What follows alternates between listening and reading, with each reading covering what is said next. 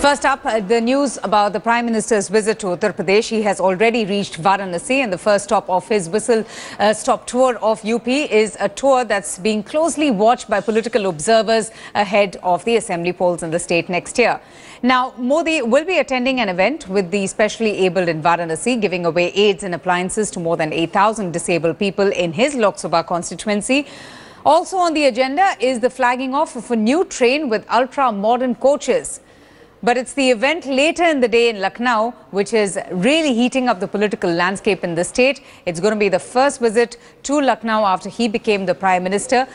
Modi will be offering floral tributes at the Ambedkar Mahasabha office, and he will also be the chief guest at the 6th convocation of the Baba Saheb Bhimrao Ambedkar University. In order to make Divyang or specially abled people more and more self-reliant, Prime Minister Narendra Modi today in his parliamentary constituency Varanasi distributed assistive devices and other instruments to close to 9,500 Divyangs here in a program that was organized, and it was a huge program that was organized, and this is one such event at a single point of time where this number, in fact large number of people have been benefited or provided these assistive devices.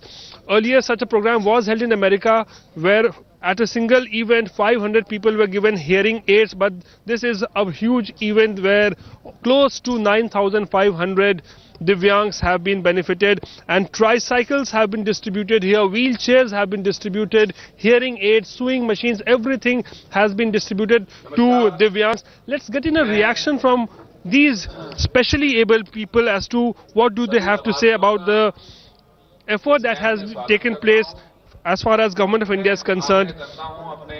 आप बताइए, ये जो आप लोग को मदद मिली है आज प्रधानमंत्री की तरफ से, कितना अच्छा कदम है ये? बहुत अच्छा साहब, बहुत अच्छा कदम है, हमारे लिए बहुत सहारा हो गया है।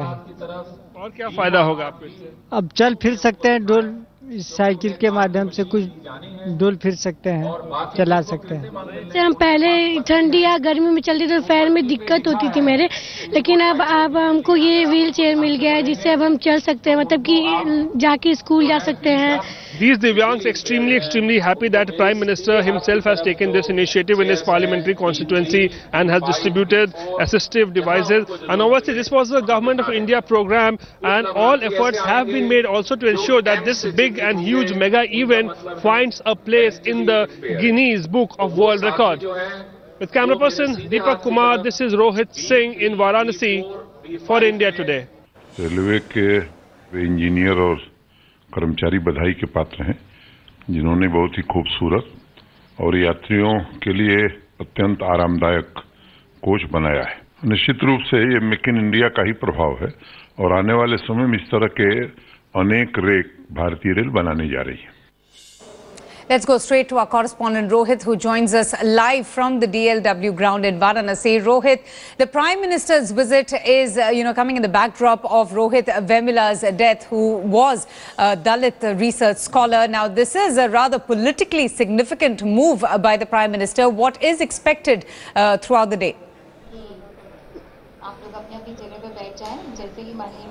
Well, at this point of time, the Prime Minister has arrived at the Babatpur airport, and I believe in the next 5 minutes he will be arriving in his chopper at this DLW ground where this huge and mega event has been organized, where we are at this point of time. Almost 10,000 Divyangs will be today provided with assistive devices and instruments here. And let me tell you, the Divyangs form at least 3% of India's population. Until now, there has been nothing done, concrete done to provide some sort of a help to them. But this is the first such move that the Prime Minister is initiating, especially in his parliamentary constituency, Varanasi, and Divyangs here have already arrived here and just waiting for the Prime Minister to come and distribute these assistive devices.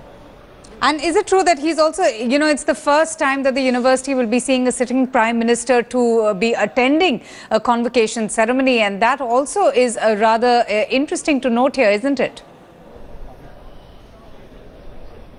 Well, absolutely. That is the big event where all eyes are there because that event will be taking place in Lucknow, and when Prime Minister leaves from Varanasi at around 1:30 this afternoon, 2:30 is the program that has been lined up at the Ambedkar University and Lucknow, and that is going to be a huge political event also, because that event is taking place just ahead of elections, because in next year 2017 elections are scheduled in Uttar Pradesh, and this is Ambedkar University. So the Prime Minister will be really reaching out to also the Dalit community there, the students who are there, Dalit community, to woo them ahead of the elections. And very interesting to see that does he make any sort of reference to Rohit Vemula's death also that took place.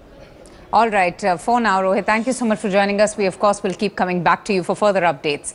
Now let's move on. As Uttar Pradesh is gearing up for the 2017 Assembly elections, the Prime Minister is also going to be visiting Lucknow after his pit stop at Varanasi. This will be Prime Minister's first visit to the state capital after he became the Prime Minister, in a bid that is largely being seen as a attempt to woo the Dalit voter in the state. Prime Minister Modi will also be offering floral tributes to the Ambedkar's urn at the Ambedkar Mahasabha office. In fact, the Prime Minister will be the chief guest at the 6th convocation of the Baba Saheb Bhimrao Ambedkar University, where he is scheduled to address the students there.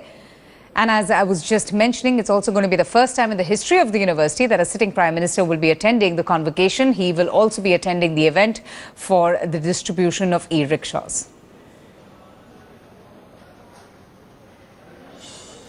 Meanwhile, staying with news from Uttar Pradesh, the situation in the communally sensitive region of Muzaffarnagar has once again turned grim. This after a WhatsApp video of a gang rape that is being circulated.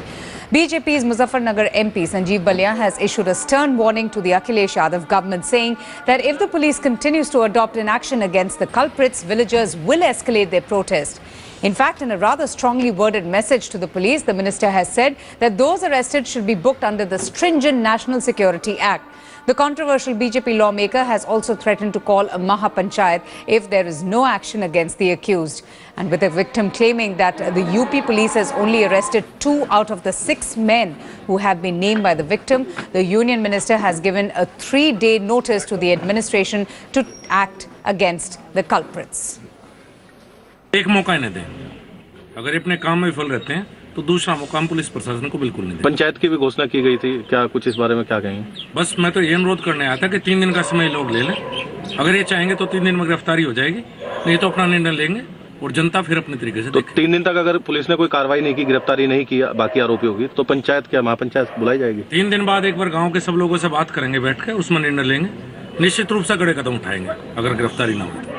The center, because Prime Minister Narendra Modi could reshuffle his cabinet, we are told, if not by the end of this month, but certainly before the budget session. Sources telling India Today that Prime Minister Modi description done, and he'll tell you what to do with it, how to go about it, and whether it's worth your money or not. Over to you, Sahil Sina. I have my jacket back on, which